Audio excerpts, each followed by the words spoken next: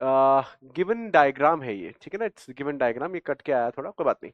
Select correct information about the given diagram. A, B और ये सी दे रखा है। बेटा ए जो है दैट इज, आप एनसीईआरटी का रेफर करेंगे तो ये CH3 लगा हुआ है और ये अमाइनो एसिड है, ये अमाइनो एसिड है विद CH3। इसका नाम है एलेनिन। क्या नाम है? एलेनिन नाम है। क्या नाम है? एलेनिन। ठीक है। आर ग्रुप क्या होता है? CH3 होता है। बी क्या है? बी देखिए 14 इसके पास कार्बन है, फिर 15वां कार्बन ये रहा और 16वां कार्बन ये रहा और एक लॉन्ग चेन फैटी एसिड है। भाई कार्बोक्सिलिक एसिड में जब आप लगा देते हैं एक लंबी चेन हाइड्रोकार्बन्स की, तो वो बन जाता है फैटी एसिड। कितने हैं? 16 है और इसमें कोई भी डबल बॉन्ड नहीं है, तो ये 16 कार्बन का सैचुरेटेड फैटी एसिड है। इसका नाम होता है क्या? Palmitic acid.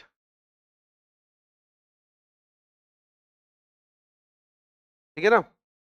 आ रही बात समझ में? ओके। अब सी क्या है? सी एक फॉस्फोलिपिड है। फॉस्फोलिपिड नहीं नहीं नहीं, सॉरी, ये है एक फैटी एसिड चेन, दो फैटी एसिड चेन, तीन फैटी एसिड चेन और बीच में क्या लगा हुआ है? ग्लिसरॉल लगा हुआ है। क्या लगा हुआ है? ग्लिसरॉल। तो ये क्या है? ये ट्राइग्लिसराइड है। क्या है? ट्राइग्लिसराइड। ये क्या बनाता है? ये तेल बनाता है, घी बनाता है, बटर बनाता है। इन सब में क्या होते हैं? टैग्स होते हैं। शॉर्ट में क्या बोलते हैं? टैग्स। Try acyl glycerides. इसमें एक फैटी एसिड चेन होती है R1, दूसरी होती है R2, तीसरी होती है R3। इसमें से एक फैटी एसिड चेन निकाल दोगे तो बन जाएगा डाई एसाइल ग्लिसराइड। एक और निकाल दोगे बन जाएगा मोनो एसाइल ग्लिसराइड। उसको भी निकाल दोगे रह जाएगा सिर्फ ग्लिसरॉल। तो glycerol is a small alcohol. उसके साथ तीन फैटी एसिड चेन लगा दीजिए, that is try acyl glycerides. ठीक है, आपके एनसीईआरटी में गिवन है। अब इसके ऊपर आंसर कर लेते हैं। कहता है बी इज अ ट्राइएसाइल ग्लिसराइड। बिल्कुल गलत बात है, बी को ट्राइएसाइल ग्लिसराइड थोड़ी है। बी फैटी एसिड है बिल्कुल, लेकिन ट्राइएसाइल ग्लिसराइड नहीं है। ट्राइएसाइल ग्लिसराइड होने के लिए तीन फैटी एसिड चेन होनी चाहिए, एक ग्लिसरॉल होना चाहिए, तो ये गलत हो गया। D is fructose. अच्छा डी तो हमने देखा ही नहीं, माफ कीजिए, आइए डी भी देख लेते हैं। डी क्या है? डी है एक्चुअल के अंदर बेटा, डी इज ग्लूकोज। अगेन आप एनसीईआरटी रेफरेंस करेंगे तो D is the structure, ring form of structure of the glucose. ठीक है ना? क्लियर है पॉइंट? तो ये ग्लूकोज का स्ट्रक्चर है। चलिए, डी इज फ्रक्टोज नहीं बेटा, डी इज ग्लूकोज। ठीक है, डी इज ग्लूकोज, क्योंकि फ्रक्टोज का जब हम ऐसा वाला स्ट्रक्चर बनाते हैं तो यहां पर एक CH2OH आता है।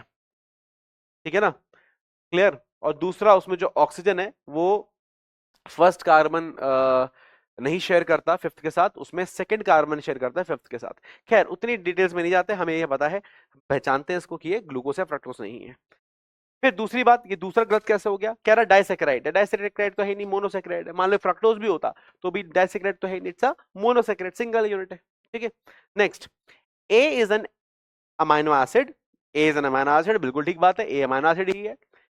And participates in protein formation, बिल्कुल कोई भी अमीनो एसिड होगा तो वो प्रोटीन फॉर्मेशन में पार्टिसिपेट करेगा ही, बिल्कुल ठीक बात है। तो इट पार्टिसिपेट्स इन फॉर्मेशन, बिल्कुल ठीक बात है, करेक्ट।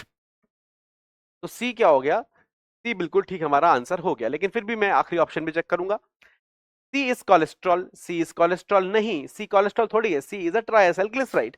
तो ये क्या हो गया? गलत हो गया, सी कोलेस्ट्रॉल होता ही नहीं है। कोलेस्ट्रॉल में तो भाई चार रिंग्स होती हैं, जिसको हम स्टेरॉइड न्यूक्लियस बोलते हैं। उसमें पहली रिंग होती है 6 कार्बन की, दूसरी रिंग होती है 6 कार्बन की, तीसरी रिंग होती है 6 कार्बन वाली रिंग होती है, हेक्सागोनल रिंग्स होती हैं। तो तीन हेक्सागोनल रिंग्स होती हैं, आखिरी वाली पेंटागोनल होती है। तो टोटल 17 कार्बन मिलकर रिंग बनाते हैं, उसको बोलते हैं स्टेरॉइड रिंग, और वो होती है कोलेस्ट्रॉल में तो भाई, है ना? तो ये कोलेस्ट्रॉल नहीं है। ठीक है, तो आंसर क्या हो गया? सी आंसर हो गया। ठीक है, और ये आपके सारे हो गए, ये एलानीन है, ये पाल्मिटिक एसिड है, ये ट्राइग्लिसराइड है और ये ग्लूकोज है। तो क्या कॉन्सेप्ट लगाया हमने? हमने कुछ भी कॉन्सेप्ट नहीं लगाया, हमने लगाया एनसीईआरटी डायग्राम, रेफरेंस लिया हमने। कहानी खत्म। तो एनसीईआरटी डायग्राम का क्या लिया हमने, रेफरेंस लिया एनसीईआरटी के डायग्राम का, और इससे हमारा ये सॉल्यूशन इजीली हो जाएगा। एनसीईआरटी ये खोलेंगे, उसमें डायग्राम्स बने हुए हैं, ये सारे स्ट्रक्चर दे रखे हैं, आप उनको मैच करेंगे, आपका इजीली ये क्वेश्चन बहुत इजीली सॉल्व हो जाएगा। तो आंसर हो जाएगा